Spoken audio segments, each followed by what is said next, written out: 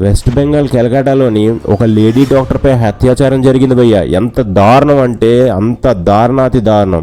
రిపోర్ట్లో ఏం చెప్పారంటే డాక్టర్స్, ఆవిడ ప్రైవేట్ పార్ట్ నుంచి 150 ml దొరికిందంట భయ్య. ఎంతమంది అత్యాచారం చేయకపోతే ఉంటుంది భయ్య. ఎంత ఎంత ఎంత ఘోరాతి ఘోరం భయ్య ఇది.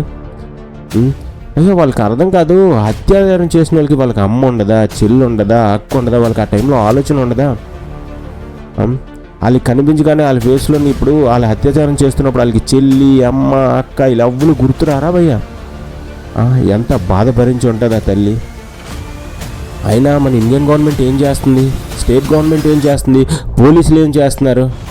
ఇవందరూ కేవలం నెల అయితే జీతం తీసుకొని ఉండడానికేనా, మాత్రం దానికేనా?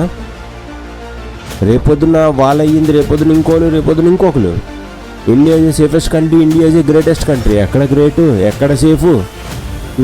మనం చెప్పుకోవడానికి సిగ్గేస్తుంది ఆ మాట కూడా చెప్పడానికి. ఏ రోజైతే ఒక అర్ధరాత్రి 12 గంటలకి ఒక ఆడదే ఫ్రీగా ఇంటికి వచ్చింది అంటే సేఫ్గా, ఆ రోజు మనకు నిజంగా స్వాతంత్రం వచ్చినట్లు. దేవుడి తర్వాత దేవుడిలా కొలుస్తాం మనం ఎవరిని? డాక్టర్ని. అలాంటి డాక్టర్నే అత్యాచారం చేస్తున్నారు. వాళ్ళకి అక్క, చెల్లి అని గుర్తు రావట్లేదు కావాలా? ఏం చేయాలి భయ్యా ఇలాంటి వాళ్ళకి? మెయిన్ మన ఇండియన్ చట్టాల్లోని శిక్షలు కరెక్ట్ లేవు. శిక్షించడం కరెక్ట్గా ఉంటే నా కొడుకులు వెన్నులో ఉణుకు పుట్టాలి.